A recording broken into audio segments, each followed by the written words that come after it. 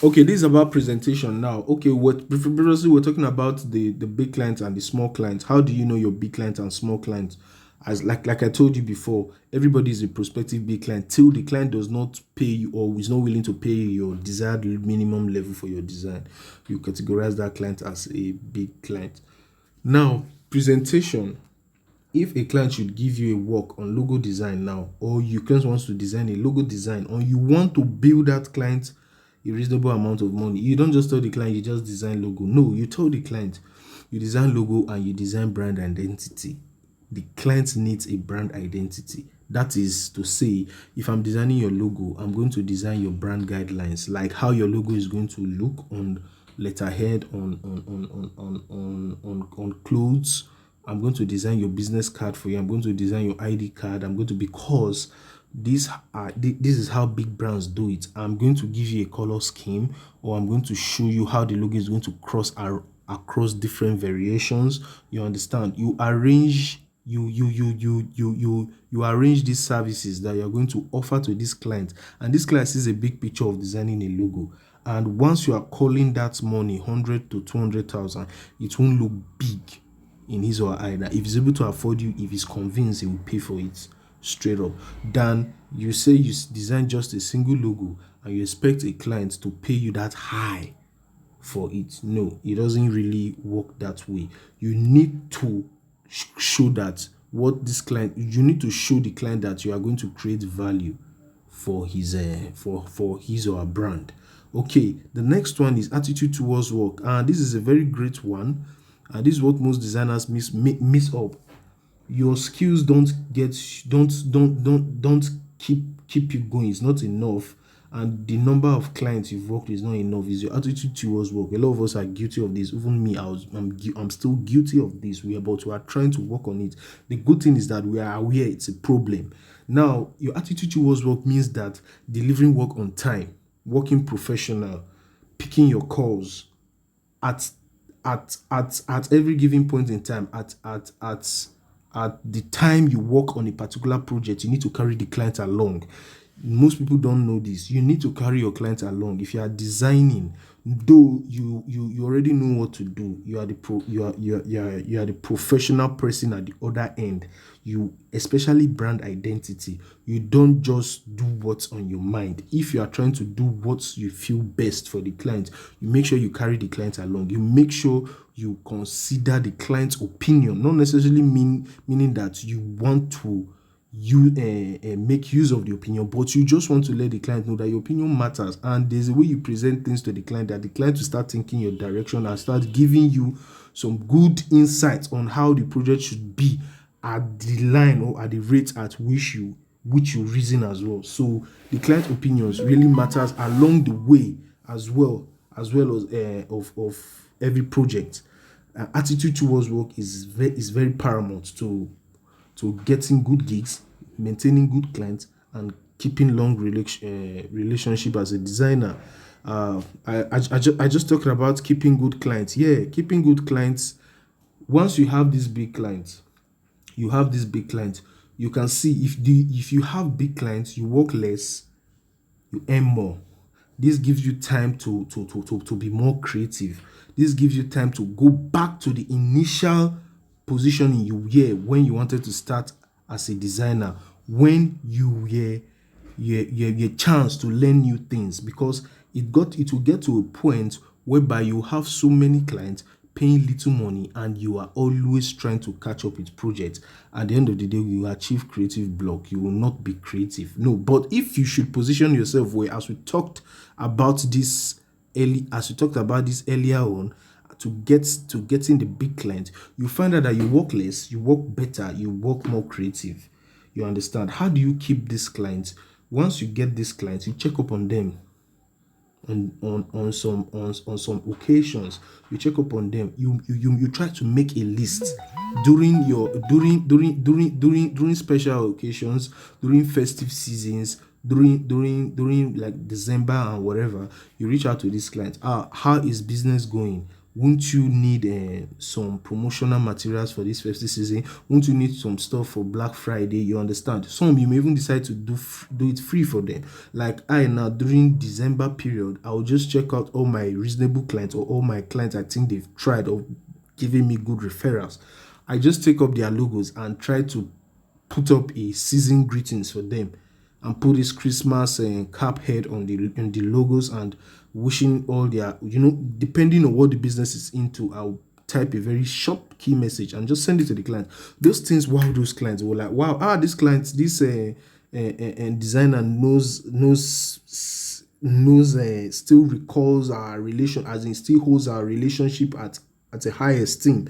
So they will give you special preference. You will be the first person to come to their mind once they want to link up a client for a job as well.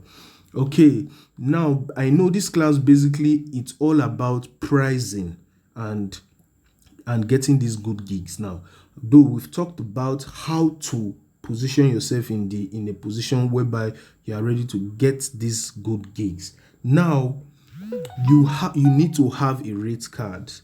I am going to send you a sample of a rate card. You need to have a rate card. It's very, very necessary as a designer to have a rate card. If when like then I didn't have a rate card, I was collecting less. It was a photographer friend of mine was like, okay, I have this client coming up and please send your rate card. I was like, I don't know what a rate card is. A lot of us are falling for this trap. Even the big names in the industry, I've heard them say a story about this. I don't really have a rate card. So I had to go and check out how rate cards look like, and he just explained it to me. This is how rate cards are. I prepared it. But after that, I now went back to rearrange how my rate card would look for clients. You understand? I prepared a very, very nice rate card. I think I have a sample. I think I have a sample of my rates of my rate card. I will be sending you guys I will be sending you guys some samples. I will be sending you guys some samples of rate card. Okay. You can see this is my rate card. If I should send this rate card to a client wanting to do a work with me, it avoids too many verbal conversation. It avoids a lot of stuff. Once the client is reaching out, the client is reaching out to work. Maybe probably he wants a little bit of discount or whatever. It depends on your discretion. You already know what your value is. If it's at your tradition, is it tradition for it not to reduce? Fine. And how do you go about not reducing but still creating value? You may tell the client, I may likely do something from the other package and add to this package. That is the discount I can give for you, but I can't reduce my rates. Yeah, this is a rate card. Than just sending the client, than just verbal conversation. I do a logo for this and you start talking. There's a logo for 25,000, there's a logo for 10,000. Now what you are trying to, the message you are trying to send to that client, you are trying to tell that client that you work, depending on how difficult the work is, that is how you deliver. And now there are levels to pricing. There are 3 different levels to pricing. There is a base level. That is where most designers is, the base level of pricing. Most of you charge 5 to 10,000 naira for design. What those money does is that they just tend to keep up your daily needs. They just tend to feed you and give you money to just buy 1 or 2 clothes or transport you to a location or something. They are never enough for you to do something tangible, except you are super strict or you're super disciplined before you could gather that money over a long period of time to do something reasonable. But no, you don't need to stress that much to make it as a designer. I feel that is the base level of making it as a designer. And people that make money at the base level are these menial workers, laborers, I think, and all that. As a designer, it's a very, very professional skill and creative skill that needs to be paid with value. So if you are still charging at the base price, you need to up your game. to the first price. Like I told you, it has three levels: the base, the middle price, and the first price. The middle price is where you get paid for hours. You get paid hourly, or you get paid weekly or monthly. Like, okay, you came to work so days and you are being paid for this as a designer, or as the usual regular graduates, and how they work, you paid on monthly scale. They pay you based on the time and effort you put on the work, labor, or it's like you exchange your time for money.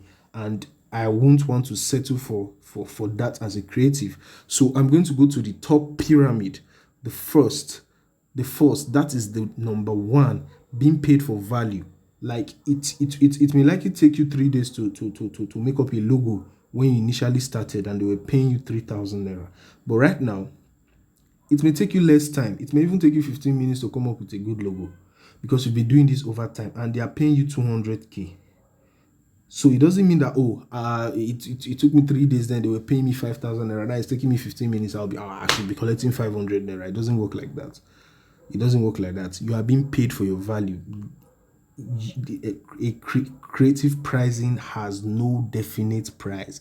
It's what you put as a particular price, and what works for you, that's what works for you. Some people may be collecting over 1 million naira, some people may got 10 million. You understand? Just know what works for you, and what will work for you, and what is reasonable to work for you as a creative designer. Okay, you need to have a rate card. Like I said, after the class, I'm going to send you samples of rate card you should key into, you should copy into, and arrange yours and this type of services you are going to offer to a client. Once a client meets you up, hits you up for a work, you just send the client your rate card. That rate card has averted a lot of unnecessary talk and bargain. Once the client is meeting you up, is going straight to business. Once the client does not revert, you know that this client is not interested, and you move on. And if you want to maintain good clients, if you want to maintain a cycle of good clients, there's one thing you should know: the big clients don't mingle with the little clients. So if you are patronizing the little clients, thinking that the big clients will come, they won't come. You need to look for the big clients. Now, the best way to look for them are people do the Instagram, whatever, and everything. But if you just the way you got the little clients, but now you already know better how to package yourself to get the big clients, maybe on LinkedIn and the likes. But you make sure you take care of the big clients well, so they can refer you to their friends. The greatest way for surviving in business and getting good pays in business is through referral. Anybody will prefer a referral than getting you online. Somebody can use someone that is not really as good as you to do a job than just meeting you in professional online and giving the person abstractly the job. So a referral works a lot. If you are good at what you do, you would have a circle of big clients that you no longer source for clients. They will just keep running to you because of referrals. The cycle keeps going. Okay, like I said, I'm going to send you brand guidelines, how to design logos and position your logos well, and you follow that brand, and you can easily browse about big brand. There are a lot of brand guidelines online. You just know how to arrange yours and present it to the client when you are presenting the logo, or when you are trying to tell the client this is the service you are going to offer.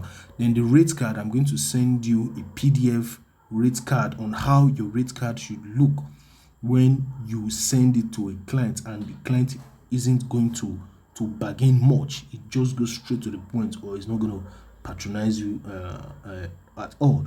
So these are things you should take into consideration for getting these big gigs, or getting clients to pay you good money for your creative design. You position yourself well, how you see every project, that comes your way. You treat every project premium, or you approach every project in a premium way. You already know your benchmark. You already know your minimum wage for design. Either the client is paying your minimum wage, or is paying you above. You understand? So once you are into that project, be into it full time. Design that project to a very factual way that the client is happy. You already know when your client is happy. Then maybe as time goes, you up your price. You don't remain static. You keep upping your price, but you know when to up your price. You know when to evolve. That is how it should be. Creativity has no limit. You understand? You can even up your price to $1 million, whatever, but you already know when to up your price. If you are all your clients are all paying 10,000 naira and you decide to put your fee to 50,000 naira, you may end up not getting a single client for a very, very long time. But once that client comes in, you keep that client, you take care of that client well, you keep serving that client in, another one comes in and you keep building your portfolio. You already know now you are going into real business because you are going to be working less and any more. Those work are not work that you rush to deliver in a day or two. They take 7 days or 21 days or 14 days to deliver. So you have enough time to creatively think. You understand? Okay, thank you for this class. I will be sending you resource files for how to create a brand guideline as well as rate card. My name is Moreworks. See you next on my next class.